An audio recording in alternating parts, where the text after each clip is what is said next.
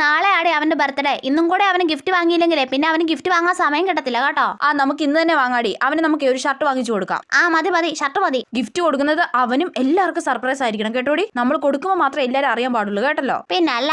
ചേച്ചി ബോയ്സിനുള്ള shirt എടുത്തേക്കെ. Check shirt വേണോ അതോ ഒറ്റ കളർ ഷർട്ട് വേണോ മോളെ? ഏതാടി കണ്ണാപ്പിയുടെ ഫേവറേറ്റ്? എടേ അവന് ഈ ഇളം പച്ച, ഇളം മഞ്ഞ, ഫ്ലോറസന്റ് കളർ അതൊക്കെ ഇഷ്ടം. ഇത് നോക്കിയ മോളെ, ഇത് കൊള്ളാമോ? അത് കുറച്ച് സ്റ്റാൻഡേർഡ് ആയി പോയി അല്ലേടി? അതെ അവൻ അത്ര സ്റ്റാൻഡേർഡ് ഉള്ളതൊന്നും ഇടത്തില്ല. മോളെ ബ്രാൻഡഡ് ഷർട്ട് വേണോ? അതൊന്നും അവൻ തീരെ എടുത്തില്ല. ഏടി അവിടെ നോക്കി നല്ല ചുരിദാർ അല്ലേടി? ഉയ്യോ എനിക്ക് ഇഷ്ടപ്പെട്ട്. ചേച്ചി ആ ചുരിദാർ ഒന്ന് എടുക്കുവോ? എടേ കണ്ണാപ്പിക്ക് അപ്പൊ ഡ്രസ് എടുക്കണ്ടേ? നിക്കടി ഞാൻ ചുരിദാർ നോക്കട്ടെ. ഷടാ ചേച്ചി എന്നാ ആ ചുരിദാർ എടുത്തേക്ക് കേട്ടോ. എടേ അപ്പൊ കണ്ണാപ്പിക്ക് ഷർട്ടാ?